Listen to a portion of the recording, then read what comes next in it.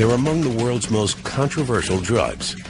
Not coke, heroin, or crystal meth, but anabolic steroids.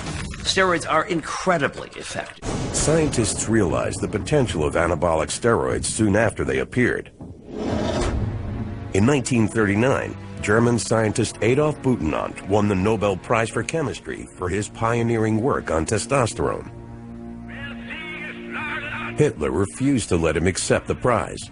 But from World War to the Cold War, Germany pioneered steroids research. At the 1976 Olympics in Montreal, East German athletes won 40 gold medals, including 11 in women's swimming. During the 70s, the East Germans had a phenomenal record in the pool. And it wasn't until about 20 years later when it finally emerged that they had a drug program in place and they were just taking all the medals, literally. Guy who eats badly, sleeps badly, smokes, drinks too much alcohol, misses half of his gym workouts, and takes steroids can blow away the most dedicated, most gifted athlete who does not take steroids in terms of sheer muscle gain. Athlete trains intensely. Natural testosterone levels in the body drop precipitously, sometimes to that of a castrated man. The body also releases another hormone called glucocorticoids to reduce inflammation. But glucocorticoids have a second effect. They are catabolic, meaning they break down muscle tissue. It's a double whammy against the muscle, a drop in testosterone and an increase in muscle-wasting hormone. It's speculated that steroids affect the hormone imbalance in two ways.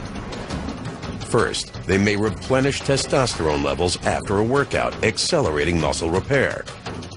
They may also block the muscle-wasting effects of glucocorticoids. The result is a muscle that quickly gets bigger and stronger. That steroids can push the physiologic limits of the muscle, making it bigger, faster, and stronger than it could get naturally. These drugs will take you places that you can lift for 50 years and you'll never get to naturally. They're that potent. Experts agree the abuse of steroids comes with several undesirable side effects. Men may experience a number of short-term cosmetic changes. They can include severe acne on the back, as well as on the face. Gynecomastia, the accumulation of fat under the nipples, causing the breasts to swell.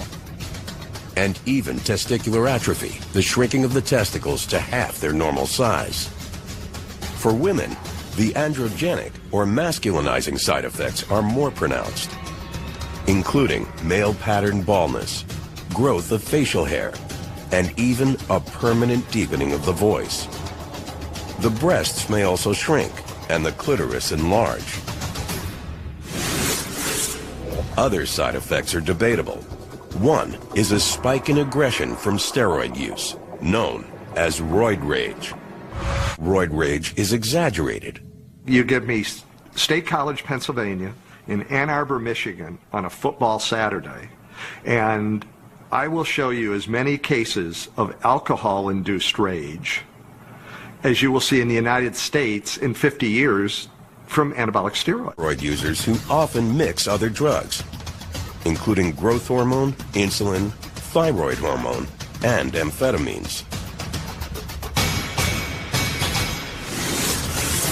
So you have this cauldron, this witch's brew, and then people ask me, well, anabolic steroids is in that cauldron, what effect do they have in combination with all these other drugs? I go, got me. But it's interesting because it's always the steroids that are pinpointed as the culprit.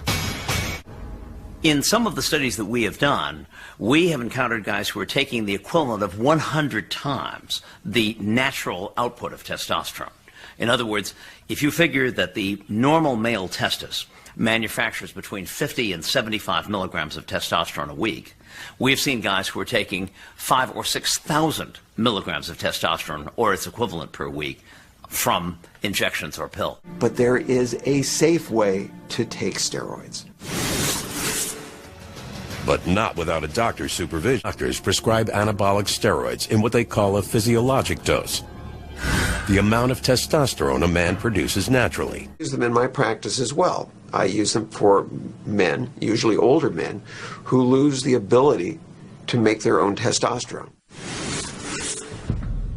Other doctors prescribe steroids to treat muscle loss, anemia, stunted growth, and delayed puberty. Anabolic steroids are simply synthetic versions of testosterone, the primary male hormone.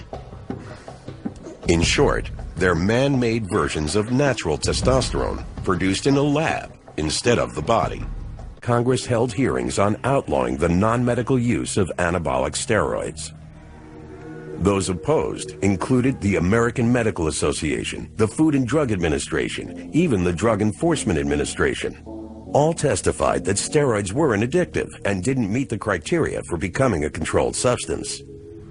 Despite this, in 1990, Congress voted to make steroids illegal without a prescription.